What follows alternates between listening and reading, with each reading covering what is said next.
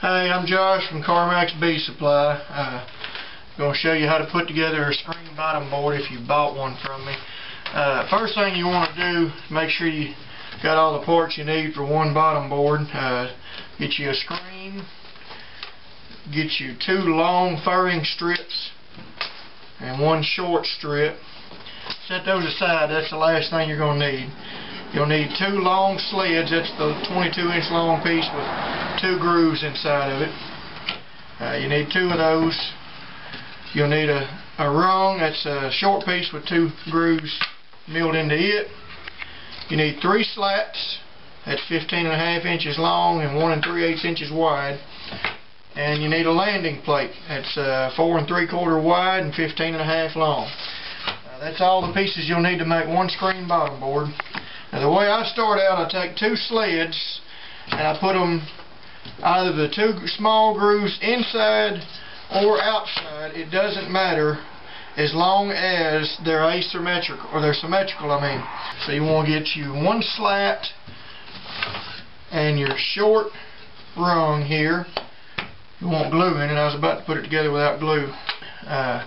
Put you a generous amount of glue in the big groove. Get 1 slat. Put it inside the groove. It should fit in there fairly easily. Mash it down real good and center it. Now I've got 3/8 of an inch hanging out on each side. Now you take your 2 long sleds. I'm getting ahead of myself.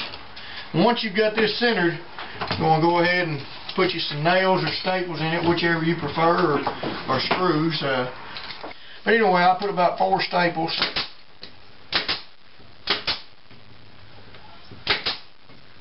You want to make sure you got them centered in your slat so you don't shoot through like I just did. If you do shoot through, if you're using a staple gun, keep you a pair of dikes handy. You can cut that off. Alright, get your glue back up.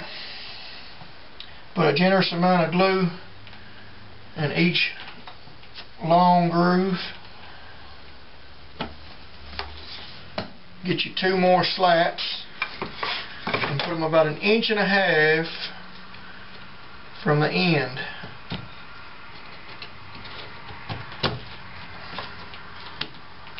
You do not want to staple these yet. You just want to put them in the groove. Now take this one that you just assembled. Make sure the grooves line up. You don't want to put it in there upside down or it'll throw everything off. It won't nothing to line up. Make sure it's flush with the end. And once you've got it flush, take your slat. Yeah, these are pretty tight fit. You want to slide your slat down until it's a flush fit. So I like about a 32nd of an inch. It's just a light tap.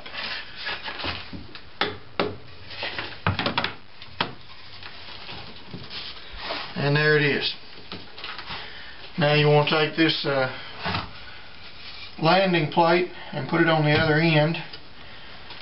Push it up tight. Make sure everything is pushed up tight. Now take this one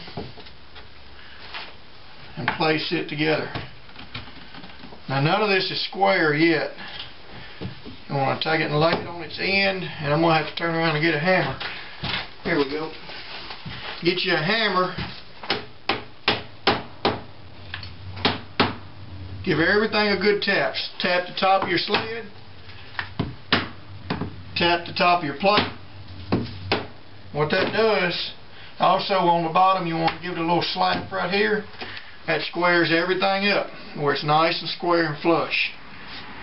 Now, take it, holding it together. You want to always, when you pick it up like that, you want to squeeze it together so it doesn't fall apart. Lay it down. Get your hammer and nails if that's what you're using, or your staple gun. I usually put 1, 2, 3. And I come on this end, make sure everything is flush again. I put 1 on the corner, angled in. Put 1 in the center to where it goes down into this slat right here. Put another one angled at a steep angle in from this corner. Now, take your grip here and squeeze as hard as you can, or you can put you a couple small C-clamps right here. I just give it a good hard squeeze. 1, 2, 3, 4, 5. Now you want to hold it together, flip it over, and do the same thing. 1, 2, 3. Angle it in, and that hit a knot.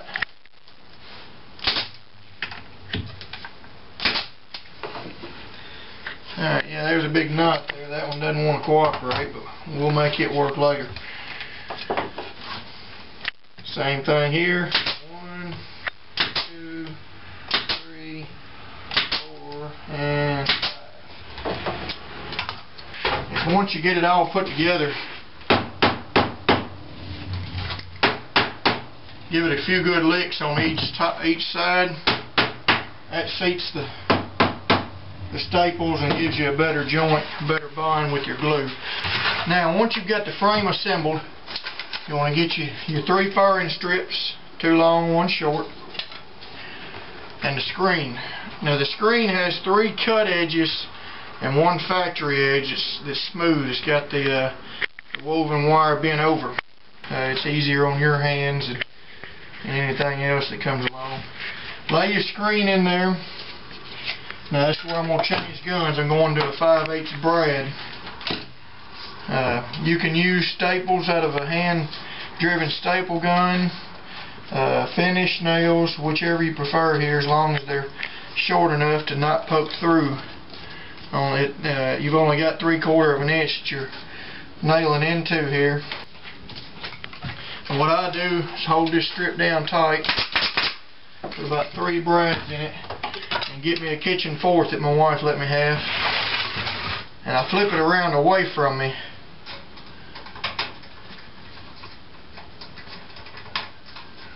Put my fork down in the screen. That just lets you hold on to the screen, and then I take my hand, if you zoom in on my hand here, and I squeeze it together and therefore stretch the screen. It's real tight right here.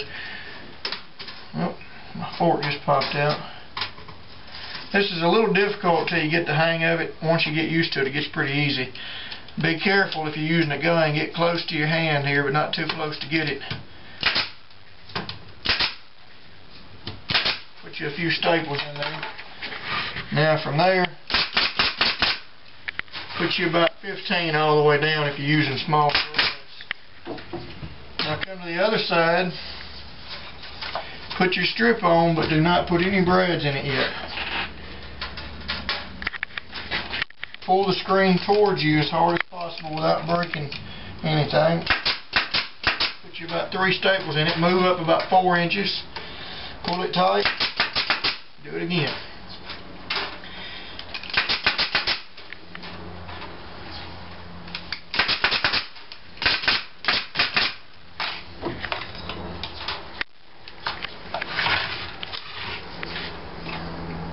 Get in about the middle of the screen.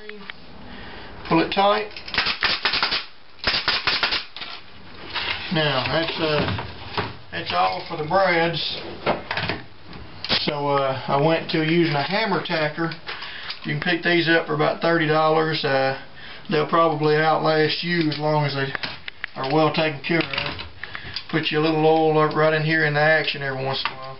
They're real handy, and actually they're faster than one of these guns. Kind of get you some practice on some scrap wood if you've never used one before, because the staple doesn't land where you think it will.